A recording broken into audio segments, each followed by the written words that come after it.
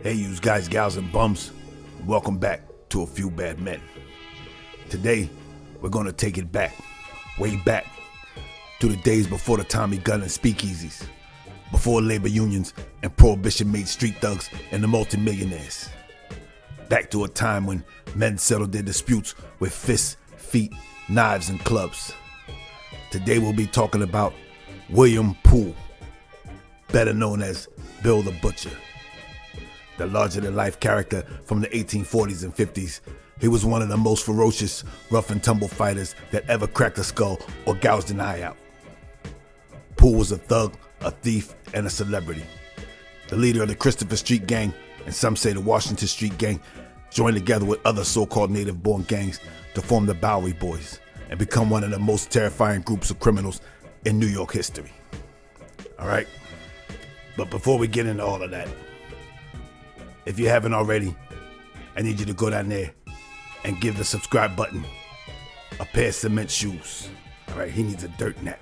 He looks a little tired. All right, make your bones, join the gang. All right, check out the merch store. If you want to slide a little envelope upstairs to the boss to keep the channel moving smoothly, the link is in the description. All right, let's get into it. William Poole was born in Sussex County, New Jersey, to English immigrant parents in 1821. In 1832, his family relocated to New York, where his father opened a butcher shop at Washington Market. Today, that neighborhood is known as Tribeca. Bill eventually took over the family business, but that's not the only reason Bill was called the Butcher. He also earned that nickname because of his bare-knuckle boxing skills and his tendency to beat his opponents so badly that they looked like butchered meat. By the time he was done growing, Bill was 6 feet tall and more than 200 pounds, well proportioned and quick. And he loved to fight, and was quick to do so whenever he felt slighted or disrespected. For the most part, Bill conducted himself as a gentleman, but would not take any insolent remark from those who thought themselves strong as he. He lived in a small brick house at 164 Christopher Street, right next to the Hudson River, with his wife and son. Bill was a known gambler and a heavy drinker. He closed his family's butchery business in the 1850s and opened a drinker saloon, known as the Bank Exchange. Because of his time as a butcher, he was an excellent knife fighter as well as a boxer, and he was known to fight dirty, willing to gouge out eyes and bite off noses. The New York Daily Herald wrote on January 16, 1846, William Poole and Smith Ackerman were amusing themselves by putting two dogs to a fight in Christopher Street, creating a most disgraceful riot. When a man stepped in to stop the dog fight, Poole and Ackerman gouged out his eye. He quickly rose to become the leader of the Bowery Boys. Now, the gangs at this time were not like the gangs of the 20th century. Right? These gangs often provided services to their communities.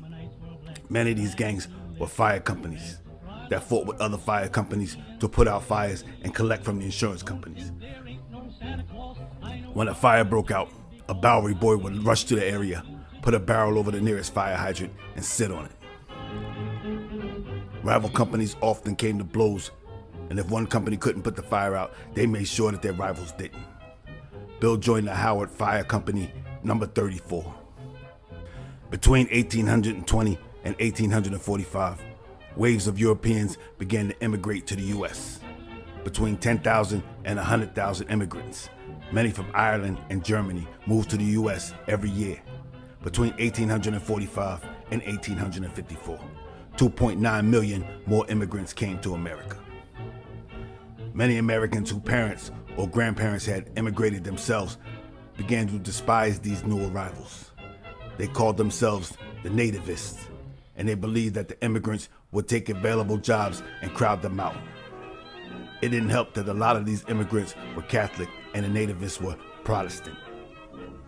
By the middle of the century, over half of New York City's population was Irish Catholic. The Tammany Hall political machine, which had allowed the Irish to become members since 1817, used the immigration explosion to dominate city politics. Many Irish Catholic street gangs, like the Bowery Boys' rivals, the Dead Rabbits, were closely linked to Tammany Hall and often worked to drive out the vote. The Dead Rabbits came into existence because of the unrelenting attacks by the nativists against the Irish immigrants. The rise of Tammany Hall led nativist Americans to band together themselves under the Know Nothing Party. Now, the Know Nothing Party started in 1849 in New York City. It spawned out of a secret society called the Order of the Star-Spangled Banner. Early on, when members of this group were questioned about their activities, they were expected to say they knew nothing, which gave the party its name. The Know Nothings expanded across the country, and by 1855, 43 members of Congress were Know Nothings.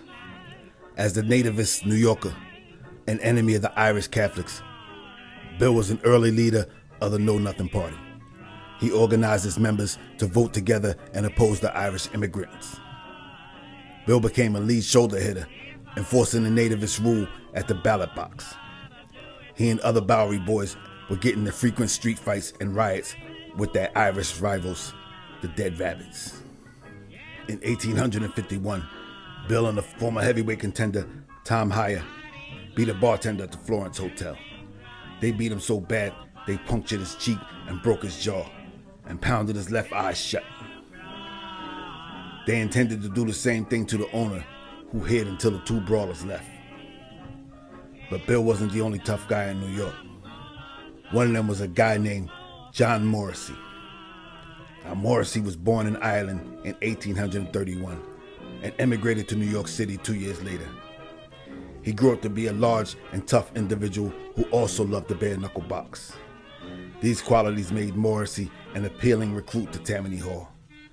The former heavyweight champion joined Tammany and worked as an immigrant runner. That means he helped newly arrived immigrants obtain citizenship and find jobs in exchange for their votes.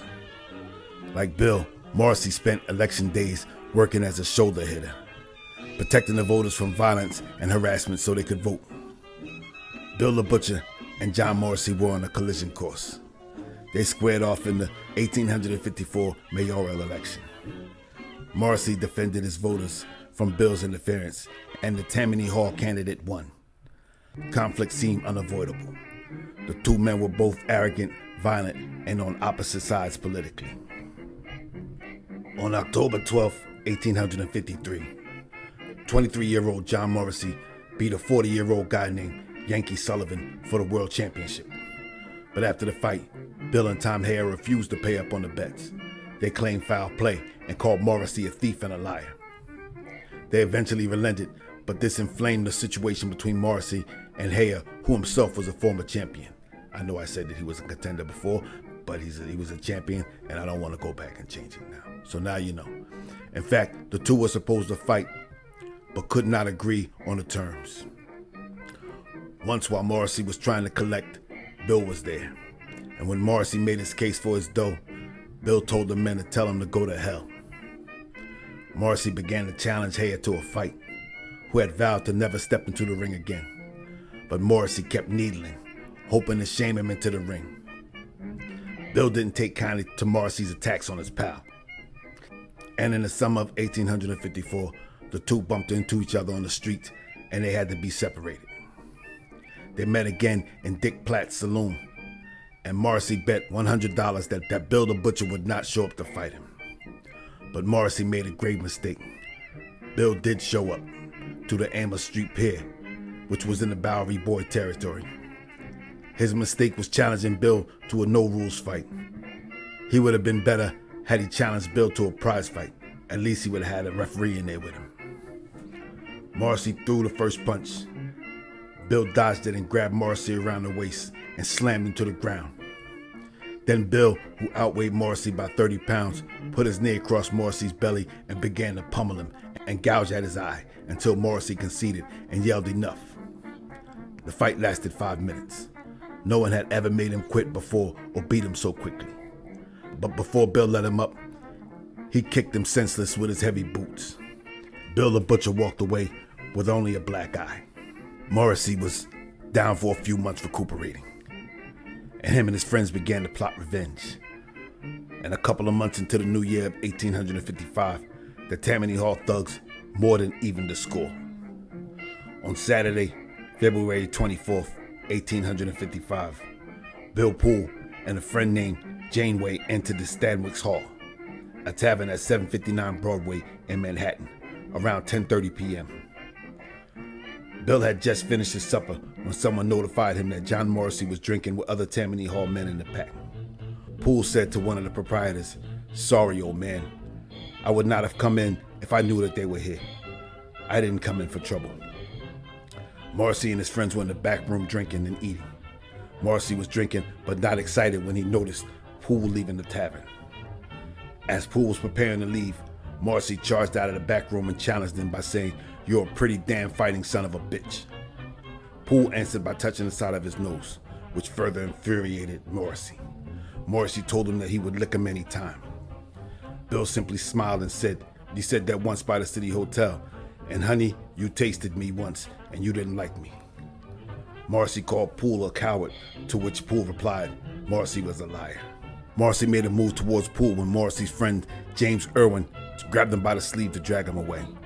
Morrissey pulled loose and drew a revolver. His friend redoubled his efforts and exclaimed, "You damn fool, what are you about?" Everyone started to get excited, but Bill Poole. He was standing there 5 feet away with his arms crossed. He seemed amused, but not frightened. Morrissey knocked down the other proprietor, who was amongst those trying to restrain him. He fired the revolver at the proprietor and Bill, but it failed to go off. The proprietor, Mr. Dean, told Morrissey, "I don't want you giving our house a bad name." While several friends continued to restrain Morrissey, a group of police officers arrived and took Morrissey and Bill Poole into custody. They were taken to separate stations to prevent further conflict. Now, both of these guys had political connections, and they were both out within 20 minutes. Poole and Morrissey both returned to the Stanwix Hall after the police released them. Morrissey arrived first, but left prior to another confrontation. Bill Poole arrived between 11 and 11:15, a few minutes after Morrissey left. Poole approached Mr. Deagle and apologized. "I'm damn sorry this affair occurred here. I didn't come up here for this." He also apologized to Mr. Dean. "Old man, you don't blame me for this." After the men accepted his apology, Poole ordered a bottle of wine. Bill stood at the bar until approximately midnight on February 25th, 1855. The bar was closing, and the owners, Mr. Deagle and Mr. Dean, were waiting for everyone to leave. When 3 of Morrissey's friends, Patrick McClellan, James Turner, and Lou Baker, approached Bill the Butcher. Now, Tom Hayer had beaten up James Turner a few weeks prior to this, and Lou Baker had received the same punishment from Bill the Butcher. After punching Baker into insensibility, Bill had taken Baker by the nape of his collar and booted his backside through the streets. This mortified Baker, and he swore revenge and never left his home without at least one firearm. McGlaughlin made the first move and grabbed Bill by the coat sleeve. Poole demanded several times that McGlaughlin let him go. Turner stepped between the two men and turned McGlaughlin around. Turner walked McGlaughlin away from Poole, but then he threw open his coat and pulled out a pistol. When he turned on Bill, Bill yelled to Turner, "What, do you intend to murder me?" As Turner looked down the sight of his pistol, he cradled it in his left arm to steady his aim. And then shots rang out. But not what you think. Somehow Turner managed to shoot himself in the left arm, breaking it. He yelled and fell to the floor, and then from the floor, he fired a second shot, this one hitting Bill right above the left kneecap.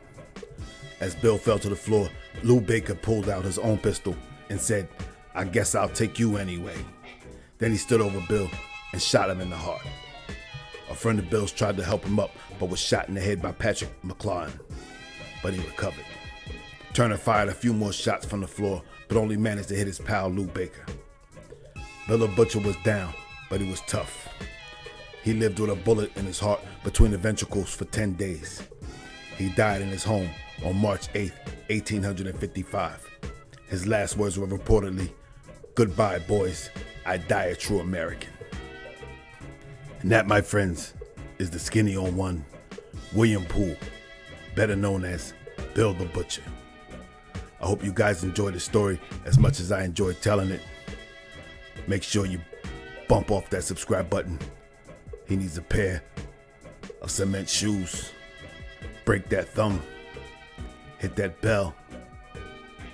All right, share the video with your pals and your gals. Make sure you go to the merch store. Get yourself something nice. Get your guys something nice. Get your gals something nice. All right, you want to leave something down there? Oh, yeah. My top earners. Sorry, guys, I didn't have a chance to make a whole thing out, but you know who you are, and I very much appreciate your support for the channel. Just know that, okay? All right, so this has been A Few Bad Men. I hope you guys enjoyed going back a little bit, taking it back. We can do some more of these. I got some more stuff on these guys, the Dead Rabbits, the YOs, and Shirt Tails, and all those guys, Chichesters. We can do all of that 5 Points Gang. Let me know down in the comments if you want to hear more. All right, this is A Few Bad Men. Keep your nose clean and don't take any wooden nickels. I see yous in the funnies.